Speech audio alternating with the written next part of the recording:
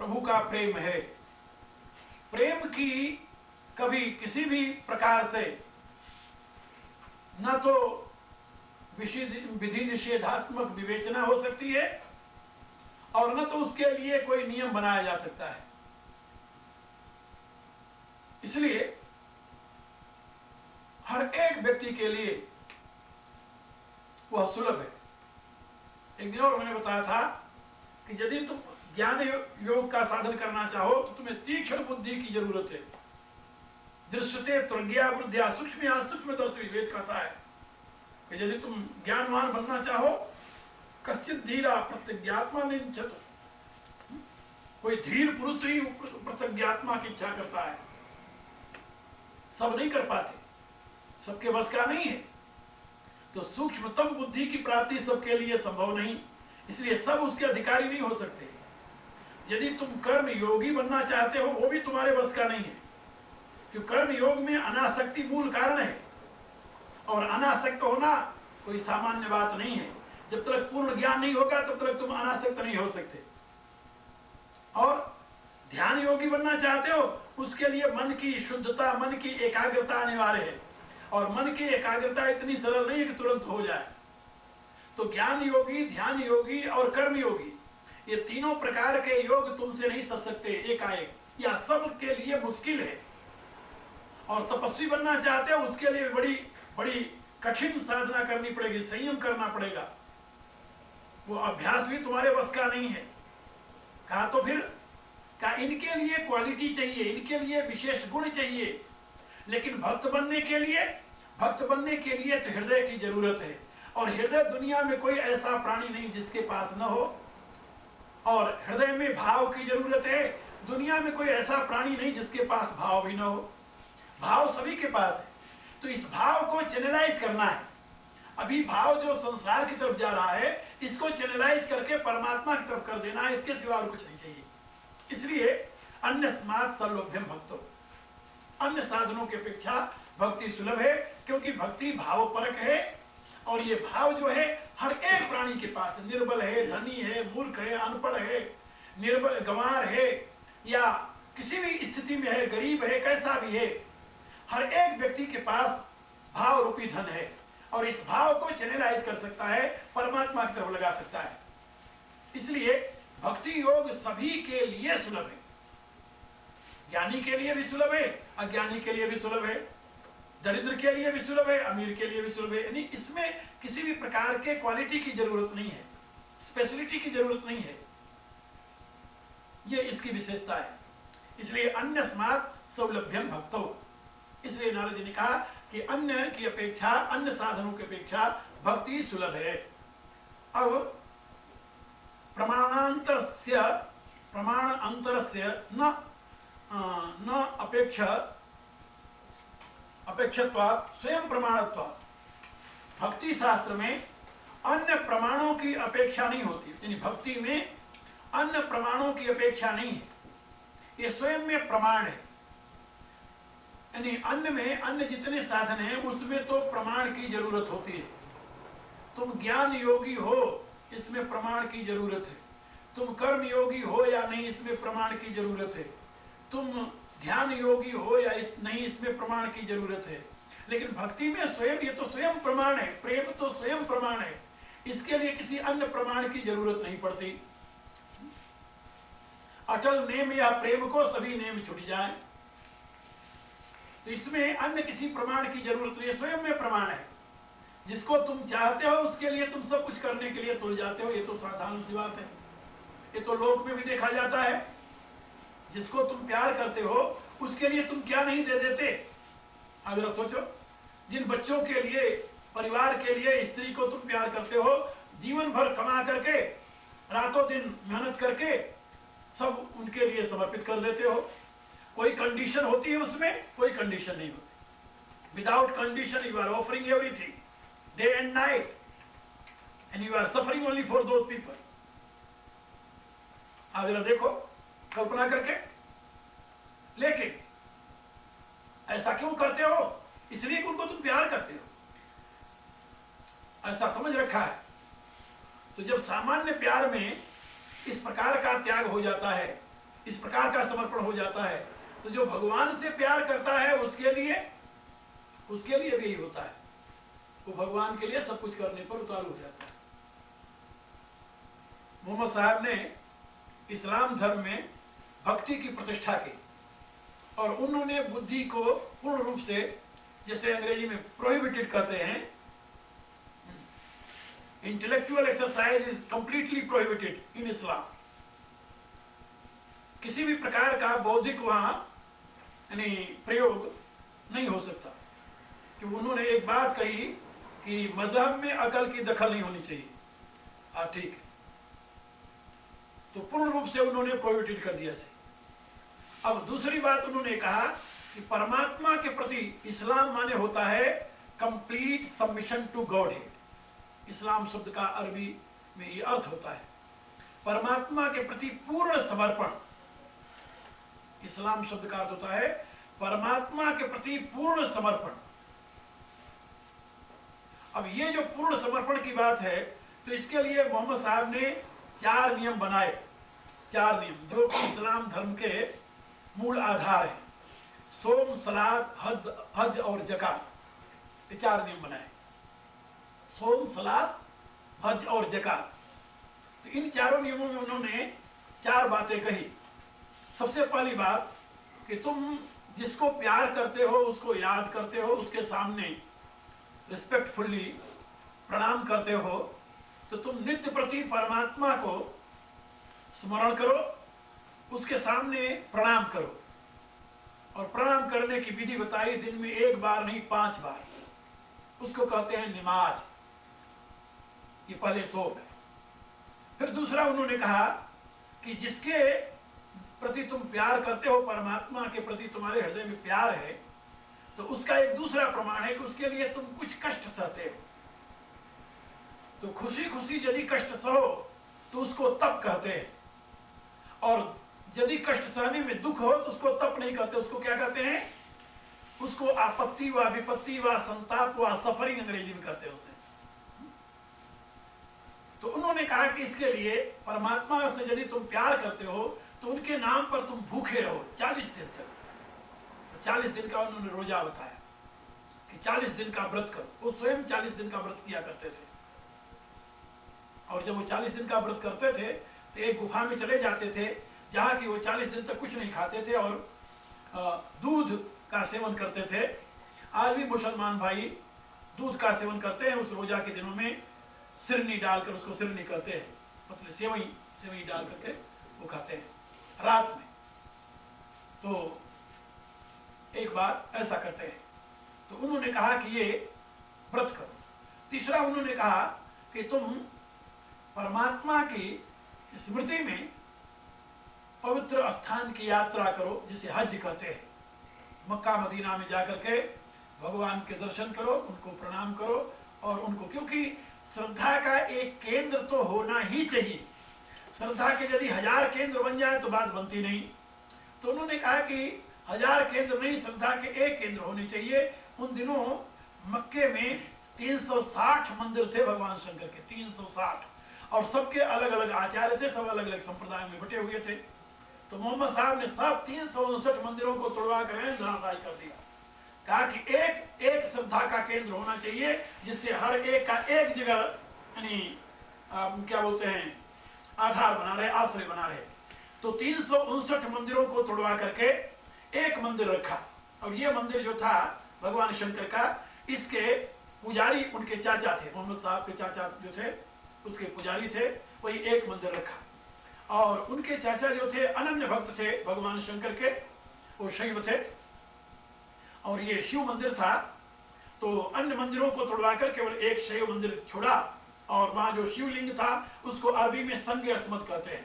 संज्ञ अस्मत, काला पत्थर, इतना गोला लंबा सा ऐसे। तो वहां पर, और आज भी जो लोग जाते हैं वहां पर हज करने, तो हज करने जो जाते हैं उनको बिल्कुल शैवों के समान, जो वहां पर जिन नियमों का पालन करते हैं, वो लोग मांस नहीं खाते, मच्छी नहीं खाते, मदिरा नहीं पीते। जो हज करने वाले हैं उनके लिए बड़े रिस्ट्रिक्शंस हैं, बात समझे, बड़े रिस्ट्रिक्शंस हैं उसमें। और उसमें बिल्कुल पवित्र जीवन, सफेद वस्त्र पहनते हैं वैसे, बिना यानी वो लांग बांधे कमर में, और उसको गर्दन में पड़ करके आप कभी लिंगायत संप्रदाय जो दक्षिण भारत का है, हमारे हिंदुओं का एक ब्रांच है लिंगायत संप्रदाय, कभी इस्लाम के हज की यात्रा का वर्णन पढ़िए और लिंगायत संप्रदाय की पूजा का वर्णन पढ़िए तो आपको ऐसा लगेगा कि जैसे दोनों एक से बहुत नजदीक हैं, बहुत नजदीक हैं। तो इसी प्रकार से मोहम्मद साहब ने हर एक मुसलमान के लिए हज की व्यवस्था की। तुम परमात्मा में आस्था रखते हो तो कम से कम यात्रा करके वहां तक तो पहुंचो। उन्होंने एक वो रखा। और मैं आपको बताऊं कि जो मोहम्मद साहब के चाचा ने भगवान शंकर की उपासना में जो छंद लिखे हैं अरबी में, वो दिल्ली के बिरला मंदिर में, लक्ष्मी नारायण के मंदिर में, बिरला मंदिर में, उसके पीछे वो पूरा का पूरा लिखा हुआ है वैसे अनुवाद के साथ, भगवान शंकर की स्तुति में जो मोहम्मद साहब के चाचा ने छंद लिखे, तो वो वहां पर बिरला मंदिर में आज भी सुरक्षित है। तो मैं आप लोगों को ये बता रहा था कि उन्होंने एक साधना का केंद्र बताया कि ये यहां तुम्हारे होना चाहिए।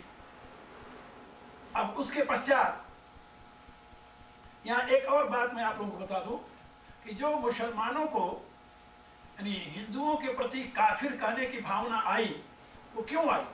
हिंदू तो भक्त हैं, ईश्वर को मानने वाले हैं, वो भी शैव हैं, वैष्णव हैं, और यदि मुसलमान भी शिवलिंग की उपासना करते हैं तो उन्होंने दूसरे मूर्ति पूजकों को बुत परस्त क्यों कहा? जानते हो, इसका एक बड़ा लंबा इतिहास है। मुसलमानों के आसपास यानी अरब के आसपास उन दिनों भारत के जिस संप्रदाय का प्रचार था, जिसका प्रभुत्व था, वो था बौद्ध धर्म। बौद्ध धर्म में भगवान नहीं माना जाता, ये आप लोग जानते हो। बौद्ध धर्म में ईश्वर के लिए स्थान नहीं है, ईश्वर की उपासना के लिए स्थान नहीं है, ईश्वर की पूजा के लिए स्थान नहीं है। और इसलिए एक आदमी को, क्योंकि उन दिनों तक बुद्ध भगवान नहीं माने गए थे, बुद्ध महात्मा थे। भारत में आज भी बहुत लोग हैं जो महात्मा बुद्ध कहते हैं और कुछ लोग भगवान बुद्ध कहते हैं। हालांकि बाद में आचार्य शंकर ने बुद्ध को भगवान की अवतार की घोषणा करके कोशिश की। वो उसका कारण एक अलग था कि जो बौद्ध लोग बुद्ध में आस्था रखने वाले हैं, उनकी आस्था को सुरक्षित रखते हुए और बौद्धों के विचारधारा का पूर्ण रूप से सफाया एक नीति थी। और ये नीति बहुत मात्रा में सफल हुई और भारत में जितने व्याप्त बौद्ध थे वो सब के सब बाद में वैष्णव बन गए, सारे के सारे वैष्णव बन गए। और उससे परिणाम ये हुआ कि जो मैं आप लोगों को समझाने जा रहा था कि अरब के चारों तरफ बौद्ध धर्म का प्रचार था। बौद्ध जो थे वो बुद्ध परस्त थे। बुद्ध परस्त माने मनुष्य के मूर्ति की पूजा करने वाला या अपने पूर्वजों की मूर्ति की पूजा करने वाला, बात समझे। और इसलिए उन्होंने बुद्ध परस्ती जो कहा है ना, वो बुद्ध परस्ती है। कई इतिहासकारों ने इस विषय में काफी विश्लेषण से लिखा है कि ये बुद्ध परस्त जो कहते हैं वो बुद्ध परस्त शब्द है, जिसका अपभ्रंश है बुद्ध परस्त, क्योंकि उसमें ईश्वर की भावना नहीं है। और वहां जो संज्ञा अस्मद है उसमें तो परमेश्वर की भावना है, वो तो खुदा की भावना है। जैसे हम शिवलिंग की पूजा करते हैं, वो किसी व्यक्ति की पूजा नहीं कि उसमें व्यक्ति का चिन्ह ही नहीं है। भगवान शिव का जो लिंग है वो किसी व्यक्ति का चिन्ह है, उसमें कहीं नहीं है। शिव पुराण में भी बताया गया है कि शिवलिंग की अपेक्षा जो शिव की मूर्ति बनाकर पूजते हैं वो घटिया दर्जे के उपासक हैं। क्या समझे? शिवलिंग की पूजा करने वाला श्रेष्ठ उपासक है और शिव की मूर्ति बनाकर पूजा करने वाला जो है वो निम्न स्तर का उपासक है, वो सही उपासक नहीं है, ये ऊंचे स्तर का उपासक नहीं है। ये शिव पुराण में स्पष्ट वर्णन है। इसलिए उसमें यह भी बताया गया कि परमेश्वर का यदि कोई प्रतीक है तो वो अलिंग मात्र है। अलिंग मात्र माने जिसका न स्त्री है न पुरुष है, कुछ नहीं, वो हिरण्यगर्भ का स्वरूप है। जैसे ब्रह्मांड आप लोग सुने हो, तो जैसे ब्रह्मांड है, ब्रह्मांड का जो शेप है अंडा का, इस प्रकार से यही शेप होता है शिवलिंग का। तो इस ब्रह्मांड का प्रतीक है शिवलिंग। इस ब्रह्मांड का एक नाम है हिरण्यगर्भ, हिरण्यगर्भ। और उसी शिवलिंग को कहते हैं ज्योतिर्मय लिंग। हिरण्य माने प्रकाश, हिरण्य माने सोना, स्वर्ण रंग का, ज्योतिर्मय लिंग, ज्योतिर्लिंग, समझे। तो ये यानी विराट की उपासना का माध्यम है, प्रतीक है शिवलिंग। वो बुद्ध परस्ती नहीं है, वो व्यक्ति परस्ती नहीं है, वहां व्यक्ति है ही नहीं कोई, वहां तो निराकार है। वह जो शिवलिंग है वो निराकार है, वो साकार नहीं है। और वो साकार है, बिल्कुल निराकार नहीं है, उसकी संज्ञा है सगुण निराकार। निराकार इसलिए कहते हैं कि वहां किसी की आकृति नहीं है, स्त्री की है, न पुरुष की है, नपुंसक किसी की भी नहीं है।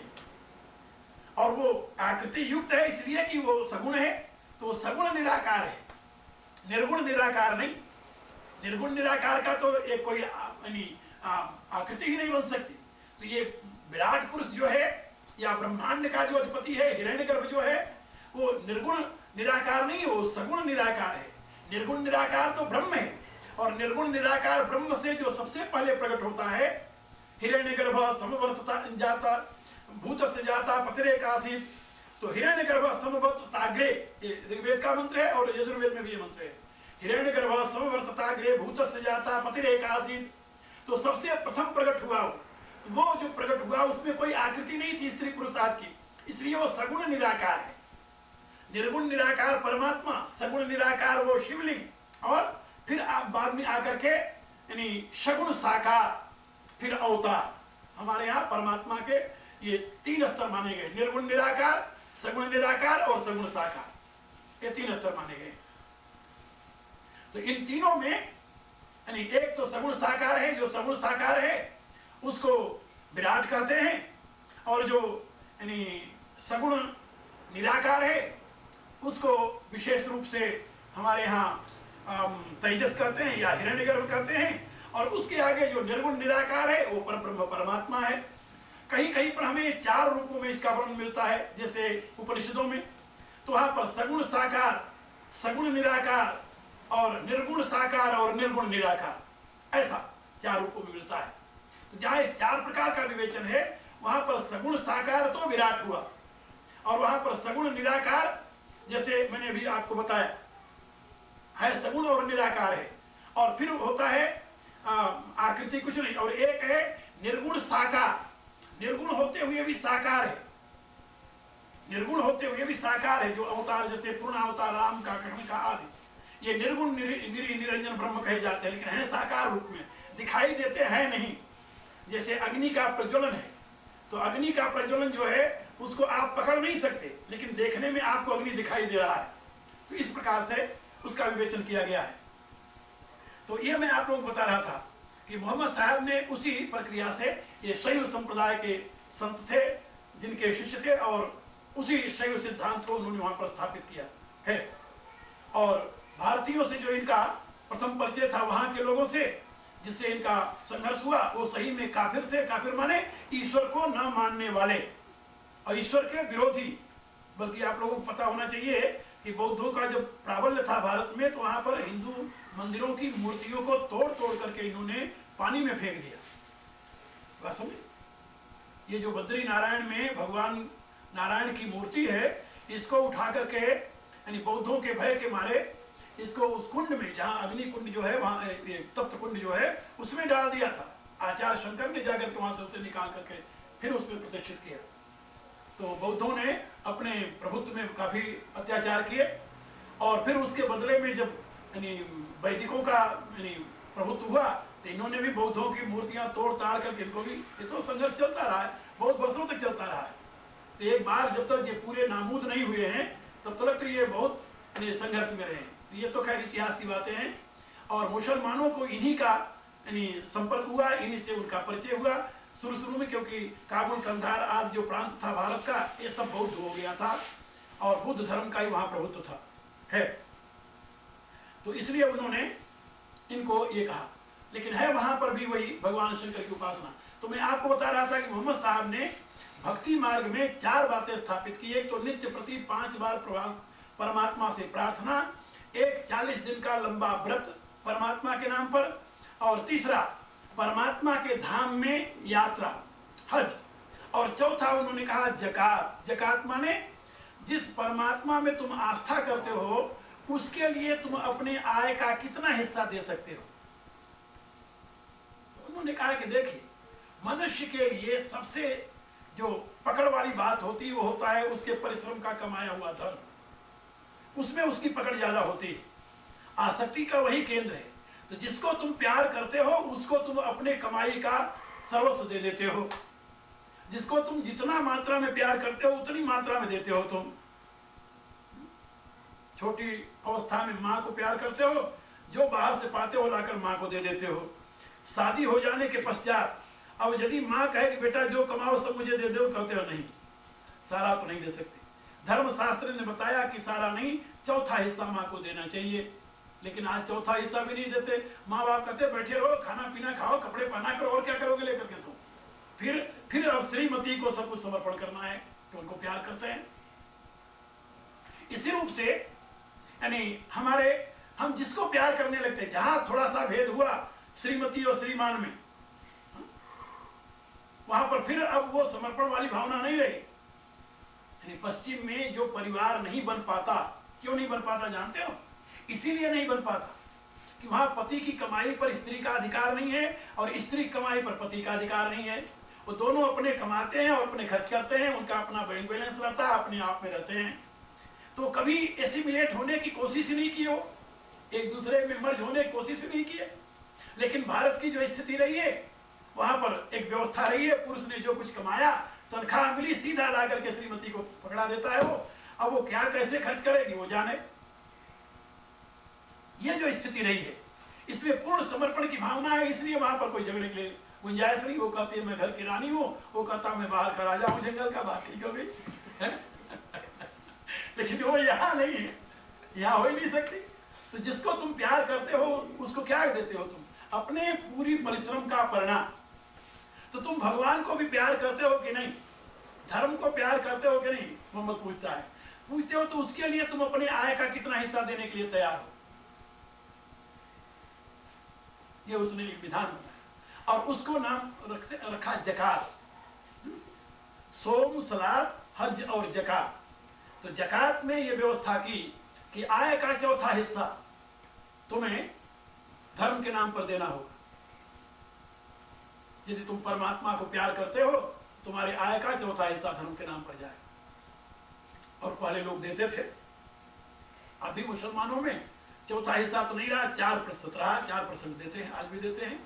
जो ईमानदार मुसलमान है वो अपनी आय का 4% देते हैं। है तो चौथा हिस्सा, वैसे 25% देना चाहिए उनके कुरान के अनुसार। चौथा हिस्सा भगवान के नाम। हमारे यहाँ भारतीय दर्शन में दशा हिस्सा है, दशांश कहते हैं, आप लोग शायद जानते होंगे। पंजाबी में उसे दशांश कहते हैं और दशांश कहते हैं हमारे संस्कृत में, उसी का दशों शब्द है पंजाबी में। तो दशा हिस्सा यानी 10%, 100 में 10% ये धर्म के नाम पर देना चाहिए, ये विधान रहा है। और जो अपने आय का 10% देता है धर्म के प्रति, वो धर्म की सेवा करने वाला, उससे बचा हुआ जो खाता है वो अपना खाता है, इसलिए उसमें वो पाप का भागी नहीं होता। यही बात गीता के 4थे अध्याय में और 3रे अध्याय में भगवान ने कही कि जो दूसरे का अधिकार दे करके बचा हुआ खाता है, यज्ञ शिष्टामृत भुजो यान्ति ब्रह्म सनातनम, वो सनातन ब्रह्म को प्राप्त हो जाता है, क्योंकि उसने अपने आय का पूरा हिसाब दे दिया है, जिसको जितना देना चाहिए। आचार्य चाणक्य ने अपने अर्थशास्त्र में यानी आय के विभाजन में यानी ये बताया है कि कितना हिस्सा किसे देना चाहिए, तुम्हारे आय में कितने हिस्से का कौन मालिक है, ऐसा उसका पूरा विवेचन उन्होंने किया है। तो हमारे यहाँ मनु ने भी, राजा 16 हिस्से का मालिक है, 16% राजा का है उसमें तुम्हारे आय में। इसलिए हमारे धर्मशास्त्र की दृष्टि से यदि राजा 16% से अधिक तुम्हारे आय पर कर लगाता है तो वो अन्यायी राजा कहा जाता है, ऐसा शास्त्र में बताया गया है, वो अन्यायी राजा कहा जाता है। और यदि ऐसे अन्यायी राजा से तुम अपने संपत्ति को बचाने के लिए कोई रास्ता निकाल लेते हो तो तुम अपराधी नहीं हो, धर्मशास्त्र की दृष्टि से अपराधी नहीं हो। ये बिल्कुल सही बात है। तो अब तुम्हारे ऊपर निर्भर है तुम क्या करते हो। तो 10% धर्म के लिए, और ये बताया गया वो 10% जो धर्म का है वो गुरु के हिस्से का है। आय का जो तुम्हारे 10% गुरु का है, 16% राजा का है उसमें। यानी उन दिनों गुरुकुल हुआ करता था ना, तो हर एक व्यक्ति किसी न किसी गुरु से संबंधित होता था। ये तो बहुत पुरानी प्रथा है भारत की। गुरु रहित तो कोई व्यक्ति होता नहीं था प्राचीन काल में, क्योंकि जीवन ही गुरु से शुरू होता था। हमारे यहाँ जब यज्ञोपवीत पहनाते थे ना, तो यज्ञोपवीत के साथ ही दीक्षा मिल जाती थी, और जो यज्ञोपवीत के साथ दीक्षित दीक्षित करने वाला था वो गुरु होता था, और वहीं जाकर के विद्या अध्ययन की सारी व्यवस्था थी, उसका वंश परंपरा वहीं से विद्या अध्ययन करता था। इसीलिए उस गुरु का ही कुल जो है उसका गोत्र कहा जाता था। जो हमारे यहाँ गोत्र है ना, हर एक व्यक्ति का गोत्र होगा, ब्राह्मण क्षत्रिय वैश्य तीनों का, क्योंकि तीनों विद्या अध्ययन के अधिकारी थे। तो इसमें जो गोत्र की व्यवस्था रही है वो गोत्र उसी गुरु से बना है। जिस गुरुकुल में उसके बाप दादे पढ़ते हैं उसी गोत्र का वो उसी परंपरा में पढ़ता रहा है, और उसी परंपरा का वेद होता है, उसी परंपरा की विधि होती है, पूजा की सारी व्यवस्था उसमें है जो कि तो आय का 10वां हिस्सा उसका होता था, गुरु का। अब जो लोग 10वां हिस्सा देते तो नहीं, हमारे यहाँ बताया गया है कि यदि शिष्य अपनी आय का 10वां हिस्सा तो गुरु को दे रहा है, लेकिन गुरु उसके शौक को दूर करने के लिए कुछ नहीं कर रहा है, फिर क्या होता है? तो तुलसीदास लिखते हैं, हरे शिष्य धन शोक न रही, सो गुरु घोर नरक में परही। तो उसके लिए रास्ता खुल जाता है कि आय तो ले रहा वो, लेकिन उसके कर्तव्य का पालन नहीं कर रहा वो। इसी रूप से राजा 16% कर ले, और कर लेने के पश्चात भी यदि प्रजा की रक्षा वो नहीं कर रहा तो जा सुराज प्रिय प्रजा दुखारी, सो निपवस नरक अधिकारी, वो नरक का अधिकारी होता है। यानी जो अपने हिस्सा तो ले रहा आय का, लेकिन कर्तव्य का पालन नहीं कर रहा है, फिर उसके परिणाम में उसकी यही दुर्गति होगी। अभी हम एक वेद का मंत्र पढ़ रहे थे, ऋग्वेद का मंत्र है, तो उसमें यही बताया गया है कि जो व्यक्ति अपने अधिकार के लिए तो तैयार रहता है, लेकिन कर्तव्य का पालन नहीं करता, वह उसके अधिकार ग्रहण करने के बदले में पाप का भक्षण कर रहा है, और उसका परिणाम उसे नारकी जीवन बिताना पड़ेगा। तो इसी रूप से ये व्यवस्था रही है। तो यहां पर यह बात बताई गई कि जिसको हम प्यार करते हैं उसके लिए हम अपना समर्पण करते हैं। कितनी हिस्से में समर्पण करते हैं ये प्यार के ऊपर अवलंबित है। जिसको हम पूर्ण रूप में प्यार करते हैं उसके लिए हम सर्व समर्पित कर देते हैं। तो यहाँ पर भक्ति में यानी अन्य प्रमाण की जरूरत नहीं होती, प्यार में अन्य प्रमाण की जरूरत नहीं होती, प्यार स्वयं अपना प्रमाण आप व्यक्त कर देता है। ये मेरे कहने का अभिप्राय था, क्योंकि ये स्वयं प्रमाण रूप है, इसमें अन्य प्रमाणों की जरूरत नहीं है। प्रमाणांतर तरस्य अनपेक्षत्वात् स्वयं प्रमाणत्वात्, प्रमाणांतर की अनपेक्षा रहते हुए, अपेक्षा न रखते हुए ये स्वयं प्रमाण स्वरूप है। प्रेम जो है, भक्ति जो है, भावना जो है, ये बात याद रखो। अब इसके पश्चात कह रहे हैं ये भक्ति जो है ये शांति रूपा परमानंद रूपा च, और ये भक्ति जो है वह शांति रूप है और परमानंद रूप है। जहां शांति, जहां भक्ति आई वहीं परम शांति और परमानंद। यहाँ शांत भाव भी है और साथ में रसात्मिका है, इसमें निरसता नहीं है। इसलिए यहाँ पर दो बातें कही है, शांति रूपात परमानंद रूपात। ये शांति रूप है और उस शांति में रस है, इसलिए वो परमानंद स्वरूप है भक्ति। जहां भक्ति की उपलब्धि हो जाती है वहां अंतर शांत हो जाता है। परमात्मा में पूर्ण आस्था हो जाए, पूर्ण विश्वास हो जाए, परमात्मा के प्रति पूर्ण अनुरक्ति हो जाए तो शांति क्यों नहीं होगी हृदय में, और शांति के साथ प्रेम भी होगा। प्रायः प्रेम जो है वो विक्षोभ पैदा कर देता है। और भी एक यहाँ इसमें तथ्य की बात समझिए, प्रेम जो है वो प्रायः विक्षुब्ध कर देता है, लेकिन परमात्मा के साथ जो प्रेम है वो विक्षोभ नहीं करता, वो शांति प्रदान करता है। संसार के साथ, धन के साथ, यानी बल के साथ, अधिकार के साथ, दुनिया में जहां भी कहीं प्रेम होगा वहां किसी न किसी प्रकार का विक्षोभ होगा, विक्षोभ, क्षुब्धता। लेकिन परमात्मा के साथ जब प्रेम होता है तो उसमें विक्षुब्धता नहीं होती, उसमें शांति होती है। शांति और सरसता ये दोनों एक साथ परमात्मा के साथ प्रेम होने पर ही उपलब्ध होता है। इसलिए यहाँ पर भक्ति का एक लक्षण भी बताया, शांति रूपात परमानंद रूपाच। वह भक्ति शांति रूपा है और परमानंद रूपा है। और फिर आगे जो लोग साधक हैं उनके लिए देवर्षि नारद का संदेश है, लोक हानि चिंता न कार्या निवेदितात्म लोक वेदत्वा। भाई लोक हानि की चिंता नहीं करनी चाहिए। जब तूने लोक और वेद दोनों प्रकार के अधिकारों को प्रभु को निवेदन कर दिया, समर्पित कर दिया, अब तुम चिंता क्यों करते हो? भगवान पूछते हैं, मोर दास कहाई न रासा, करे तो कहो कहा विश्वासा। यानी एक आदमी गाड़ी में बैठा हुआ है और गठरी अपने सर पर रखे हुए है। तो गाड़ी में बैठा हुआ भले आदमी गठरी सर पर क्यों रखा हुआ है? वो कहता है कि मैंने तो केवल अपना टिकट लिया है, गठरी का टिकट लिया ही नहीं।